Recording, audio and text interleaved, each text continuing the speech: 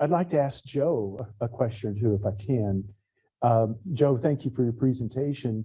You presented the convergence and divergence understanding very clear. I appreciate your clarity. But I did have a few things I needed further clarification.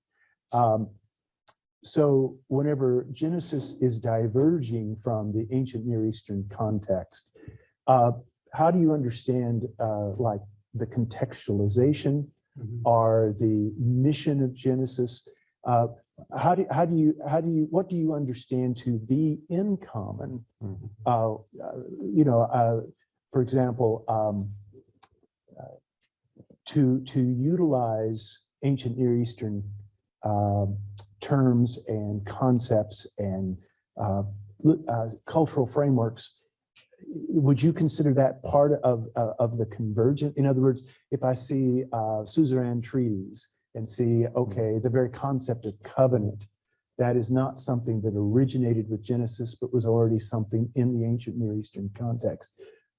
Do you see that as somehow borrowing or convergence? Or that we see many of the ancient temples had the three-step, the three-part outline: the outer court, the inner court, and then the most special part. That seems to be pretty common. So, how would you understand that convergence, divergence? Tell me what's going on there.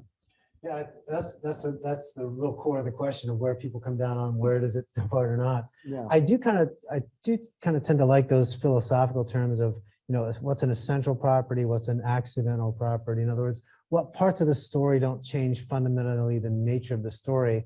And in those areas, I would say, there was that sort of accommodation, right? It's using ancient language, it's using ancient genre styles, it's using common perceptions of the world in a polemical sense to point to something that is essentially different, which is the transcendent God who is not apart and bound by nature, but above nature, who is sole creator.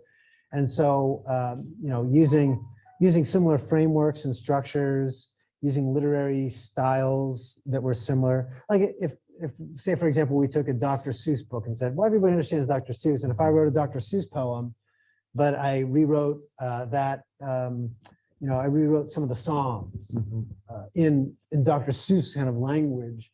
That doesn't mean that the fundamental stories that were behind those songs were untrue. It means I've taken the poetic framework in which I've conveyed those truths in a different way. And I think that's where the genre concept, as you mentioned earlier, I think has been discussed, is kind of used to do too much work. So I would say the elements of genre are there, but the underlying story itself is untouched by the use of those genre elements. So the historical Adam and Eve are there, even if it's using literary styles or words that might have been understood in other cultures. Okay. And then I would say there's one other piece of that too that is always worth mentioning is sometimes we say, well, they have these common things. Well, maybe there's common things because we're all created by a common God who ultimately, even though other cultures had different ways of viewing those things, like we could look at the flood story itself. I mean, maybe every culture has one because there was a flood. I mean, maybe that's why. It doesn't mean that it doesn't have to be assumed in the negative that if it's everywhere, it must be false. Maybe it's everywhere because some part of it's true. And we as Christians believe that the part that the scripture reveals its truth because it's revelation from Yahweh, and that becomes our deciding factor in that. So, yeah, I think your division of the two those two taxonomies is that's helpful and valuable. And I would suggest that some of what you have going on is what I've called critical appropriation. So see, these other cultures have sacrifices, and so but what you have in the biblical system isn't an utterly new invention, but a different theology of what's achieved in these sacrifices. And in fact, in versions from Mesopotamia of the flood story, the gods regret having destroyed humankind because there's nobody around to offer sacrifices to feed them. And so they're hungry.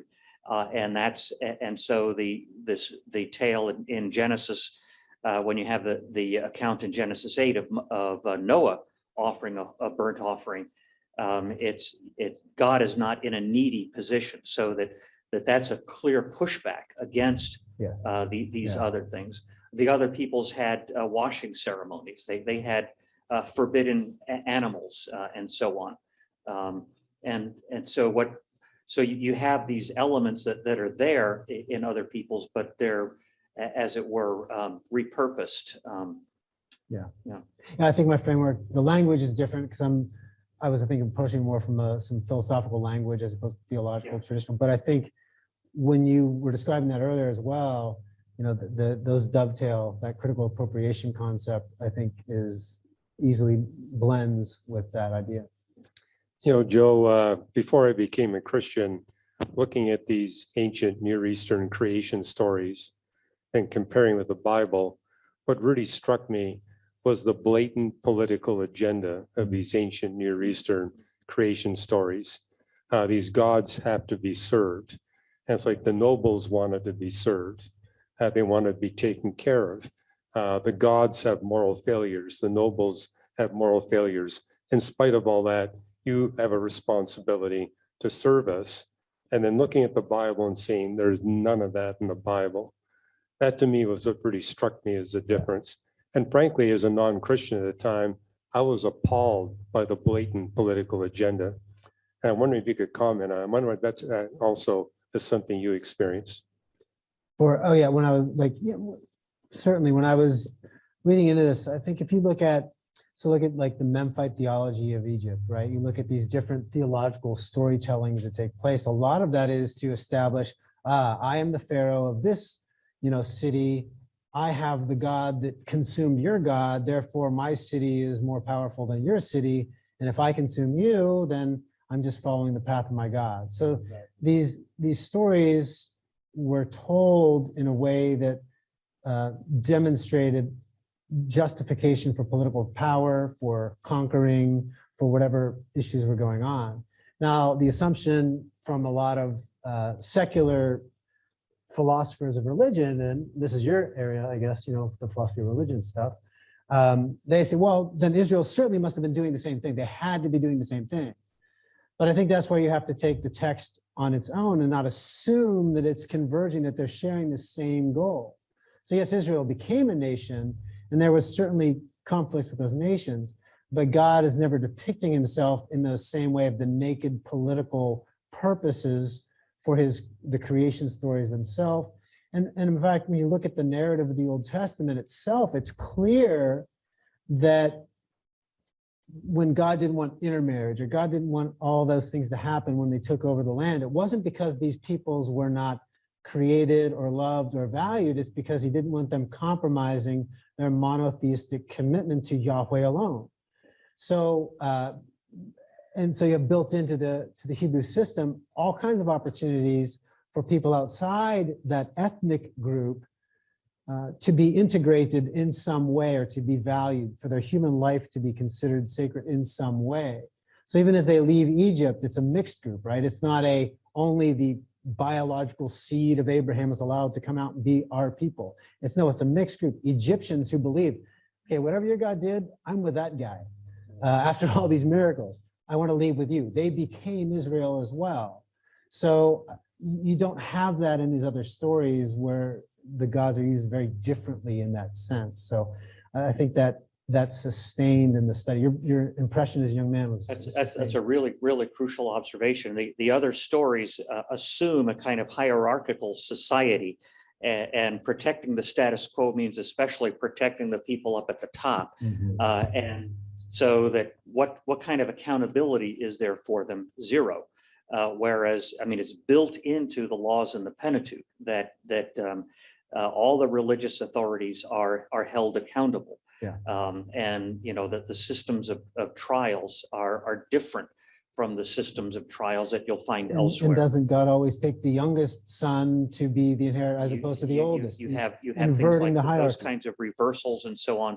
You also have a provision for the institution of prophet, who is there to call the higher authorities to account. And, you just don't have that kind of thing. Prophets in the other places were there to serve the interests of the court. I want to remind our live stream audience that you are welcome to start to put in questions, because in a few minutes, we'll go to questions both in-house and the ones that you're sending in online. Ken, you haven't jumped in yet. Oh, I saw you taking some notes there. Yeah, I'd like to shift gears just a little bit. I think the development of the natural sciences is one of the great achievements of humankind. And one of the benefits I've had of working here at RTV is looking at science. One of the things I like most is peer review. Now, we try to do that here at RTV. I have found that you have to kind of work to get the right people to do it. One, you can't send it to your fans, but you also probably don't want to send it to your enemies. You need to find people who they think highly enough to take your arguments seriously, but then they also have to be honest to say, you know what, Ken, I like you. I like most of this book, but that last chapter is a real problem. I'd like maybe this last opportunity. We have all of our speakers here except Dr. Poitras. I think that RTV, so I'm going to ask you to give some feedback to RTV. I'm going to ask you to play the role of peer review here for a moment. I think that the controversial areas largely of RTV are two books, although most people don't take that big of an issue with it. Concordism bothers people. Another issue is our day-age interpretation of the creation days tends to rub people the wrong way. Now, let me ask the question by establishing this. I tend to think, and I could be wrong, and correct me if you think I am, I think that day-age, analogical day, and even framework are kind of sister schools of interpretation. I think the calendar day view is a bit of an outsider view. I wonder if you can give us some feedback on the way we think about the creation days. And well, I'll just leave it there. Any comments? This is your peer review opportunity. Well, this is not exactly talking about that, but it does go back on the day age or the Genesis 1. Ted's opening counterfactual scenario. What would Genesis look like if it was actually trying to present an evolutionary creation view? One of the things I've often thought about is, what if the world really was young, less than 10,000 years old? What would it look like?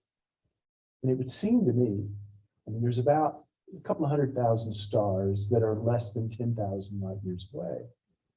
So it seemed to me like that if the young Earth scenario was right, what would it look like? Well, it would look like perhaps every night or so, another star would show up. And we would use the parallax to see that, that one's just a little farther away. And that one's just a little farther away. And its light is finally getting to us. And so every night would go on, we'd see, okay, we can almost tell, expect another star to show up and it could tell us how long did it take for its light to get to us. And we would have a really tight ability to predict the world is 6,800 some odd years old, because boy, it seems like that's how long it takes the light to get to us. And so every night or so would go by, there would be, as the cone of time would expand, we would have, whatever stars had been created by God that are farther than 10,000 light years. It's just now its light getting to us. And so it seemed like that the world would look the world as in the universe would look very different from what we see. And there would be no burnt out stars. Yeah, so in other words, what I like about the RTV model is that it's testable. That does it fit the evidence, or do we have to really shoehorn evidence and come up with all kinds of things such as mature creation ad hoc things? And so what I really appreciate about RTV's model is they really do want to follow where does the evidence go. And I appreciate that. And that's, I guess, in a way to, I mean, if you want to look at the different views as sisters, that's wherein their sisterhood consists, is that they're fully comfortable with a kind of realism about the way in which the sciences are working and the kind of deliverances they're giving. So that appearance of age is, to me anyway, that's a strange kind of anti-realism. And so that You're only 18 years old, right? if only. Well, I mean, what you're I'm doing, emotionally about 16 Yeah. years old, but yeah. When sorry. we look at the heavens, we're looking at a work of literary fiction, if it's not real. Apparently, I mean, Yeah. so when you see a supernova, that's an event that didn't happen. I mean, that's a non-event, and so that is simply, I don't know, incomprehensible to me. In fairness to young Earth astronomers in certain circles, it's sort of like all of us. We Lakatos described, you protect your sort of core system of you're working on, and then you make adjustments. We all do that, right? Unless we just feel like, this ain't working. And so, there are folks that are going to say, Henry Morris was wrong. You can have the death and birth of new stars, and that's okay. Just like, animals have, Right. Whether that works or not, I'm just And saying everybody makes adjustments, and that's what they do too. Yeah, and so then it becomes a question of the degree of difficulty that people are willing to go to make adjustments when there was a much easier path That's very available to true. you. Very true. I would, let me just say that I've already agreed on the testable model. I also feel there's a distinct difference about RTB in character. I wish I'd have had more time. I didn't manage my time well. I apologize. I didn't even get to the point I wanted to make. I want to come back to what I was going to do with the arc, but I wanted to talk about my counterfactual. I never got back to.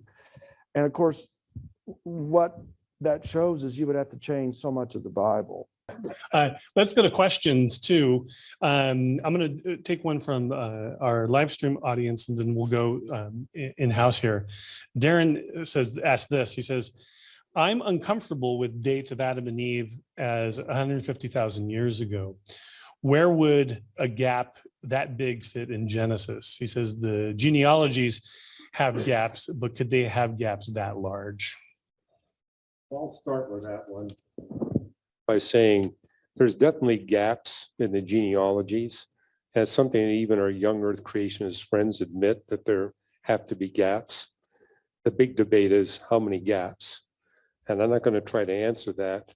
But to say that, at least from my reading of Genesis 2, the creation of Adam and Eve has to be during an ice age, just because of the four rivers coming together in geographical proximity.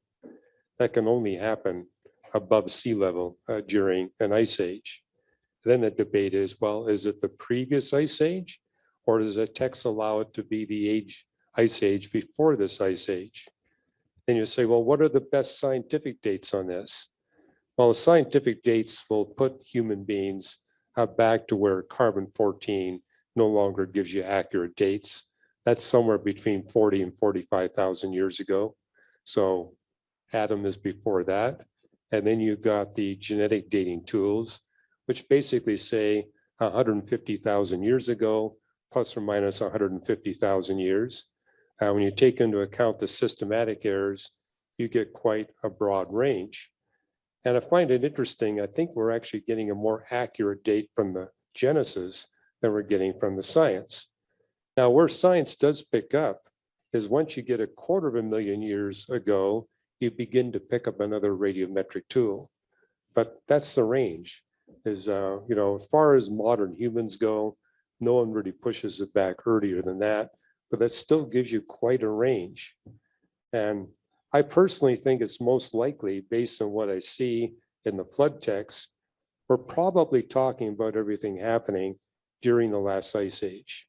But I can't eliminate the possibility that maybe it dips in to the ice age before that. But even we're talking the previous ice age, that still gives you a range of 15,000 to 120,000 years ago. And this brings up an issue. Christians I engage really are wanting us at reasons to believe, can't you give us a date that's accurate to plus or minus 1 year? We can't do that. Any other comments? I would just say that I think when we approach like the genealogies, the table of nations, those sorts of things, I think this is where the historical context, the context of what the Hebrews were trying to accomplish through that matters more than what we're trying to layer on it. Because we're trying to say this is where that concordist idea comes. It's like, okay, we want to know time, we want to know specific things. Those are what we care about. The question is, did the Hebrews really care about that the way we care about that? And I think the answer is really no. I think it wanted to show historical reality within those things, that there were historical people, but even within those table of nations, it seems at some point there are not just people's name, but people groups name, like, so-and-so beget Egypt. Now, is it possible that there's a guy that was named Egypt at that time? Okay, sure, maybe, and he became the father of all people known as the nation. But I think it wasn't quite as simple for them as just, it didn't matter that they knew the guy named Egypt. It was, hey, this is the people groups. Because one of the purposes for that table of nations was not to show how God just selected Israel to be his people. One of the purposes was show the commonality, the common origin of all peoples. So it's showing that there's a sacredness of all human nations, regardless of who God chose, namely Israel, to be the bearers of this particular covenant promise. So I think the primary purpose for those table of nations is not about a timeline. It's about the interrelatedness and our ultimate origin as God, our creator. And so I say that because I think then if we start to look at those, oh, give me a time frame and let me know these dates and hours and all those sorts of things, we realize those are really secondary issues. It's fine to discuss them and argue about them and where are the gaps and where it may not be. But I think if we get too far down that rabbit hole, we forget the purpose of why that was revealed to us by God to begin with. And I guess not knowing the answers of where they could be or all that stuff, maybe I'm not supposed to be able to figure that out because it's not the purpose of those table of nations. So that's kind of where I camp out a little bit these days. So you're saying the table of nations is mytho-history? No, I would not say that. No, I think it's historical. I'm sorry. I'm sorry. I'm sorry. Well, Bill Craig is not my friend. I'm sorry. I did it. I Ken, know. Sorry. Question for Jack about Some people- You genealogies. said you weren't funny. There are scholars who say there are gaps in the genealogies. However, is there ever any indication that people show up in the genealogies that didn't exist? Like maybe Adam. No, there's no indication there. And the genealogies, the two in Genesis 5 and 11 are arranged in what we can call an artificial fashion. There's 10 generations in each, just like in Matthew's gospel, there's 14 generations and so forth. And we know from Matthew's gospel that there are omissions. And so the tidiness, gives you a sense that, okay, so I'm leaving people out. And the thing is that, so yes, if they're in a genealogy, you are expected to assume that they existed. That includes Adam. And then the question that the questioner feeling the discomfort, that's understandable. And so I don't wish to discount it, but just simply to recognize that's his or her subjectivity at work there. And I mean, lots of my colleagues also feel the same kind of discomfort, but the actual answer is nobody knows how many gaps are okay. I mean, that's really coming back to what you were saying, Joe. So nobody knows. And so I don't mind you feeling uncomfortable, but just recognize that you don't necessarily have to bring that into the text. But if you do feel that discomfort, then you're still looking at a scenario and you're assessing it from a cost benefit perspective. And that discomfort, as it increases, view that as a cost you have to pay. And then you decide whether the benefit is enough. That's really how you think it Can I through. just add to that too? I think part of that discomfort is, it's our cultural lens we're imposing, which is what I discussed. But I think that's also, there's a false dichotomy that's created in this discussion. If there are gaps, therefore this is now ahistorical. Right. It's not historical. Right. And that's not the way the Hebrew would have, I think, comprehended that or understood it, because they weren't using it to prove a timeline. They were proving it to show that there was a historical work of Yahweh across the nations, that he wasn't bound by geography. Right. He wasn't bound by the nation state of Israel. He was the creator, originator of all humans. Right. Even though there are these distinctions now, these ethnic geographical distinctions. Especially because in Genesis 10, the table of nations, there are the clans or the families of nations. And then in Genesis 12:3, the calling of Abram is that in you, all the clans or families of the earth will be blessed. So that as you said, that the emphasis on their common humanity, their common origin, and their common predicament is crucial, so that the recipients of Genesis who are about to follow Joshua across the Jordan River recognize that they are there not simply for themselves, but for this larger purpose. Exactly. Real quick, are there any adjustments to RTB's moderate concordis position that you think that we need to make an adjustment to, a refinement, I think? Well, I know there's been one that RTB made. The first edition, who was Adam? There was the prediction that Neanderthals were not part of the human genome. They were not relatives of modern humans. And then whenever I read the next edition that came out 5 years ago, 6 years ago, there was the recognition, no, we're going to have to update because it's clear there is some Neanderthal DNA in the human genome. And they made the adjustments from that. So I do know that one of the good things about RTB is that they're willing to acknowledge whenever, nope, we're going to have to do some fixing. Well, the first edition was 2005. Second edition was 2015. Yeah. We're planning a third edition. With the Creator and the Cosmos, there's been 4 editions. Likewise, 4 editions on our book on the early chapters of Genesis.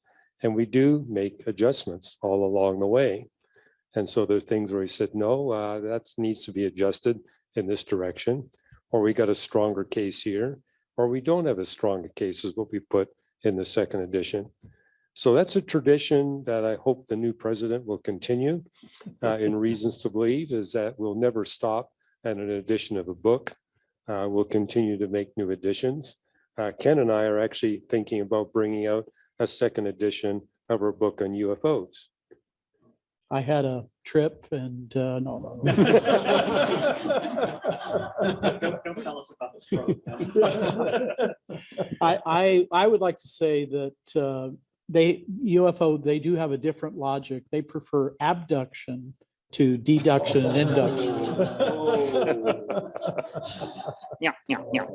Well, and so my tweak or refinement, as it were, is first of all, I think the instinct behind moderate concordism is fundamentally right. I mean, that's what I think. And so I would just urge, in doing so, be attentive to the hermeneutics, the level of language, the style by which things are referred to, and so forth, because then that gives you, I guess that gives you a sense of how tight, just what you were talking about with the dates and so forth, how tightly you can hold to this, or do you have to be content with a range of scenarios and so forth? That would be my exhortation. Well, we keep citing you, so keep writing so we can keep citing you. Well, listen, the speakers we've had have been just terrific. And, you know, our invitation to you is just a reflection of how much we respect you and appreciate you. And, you know, we feel honored that you would come and participate. And, you know, it's a difficult time traveling and health challenges and all of those things. So I just want to express my deep appreciation for you being here, and that the things that you say to us, we take very seriously. So thank you very much.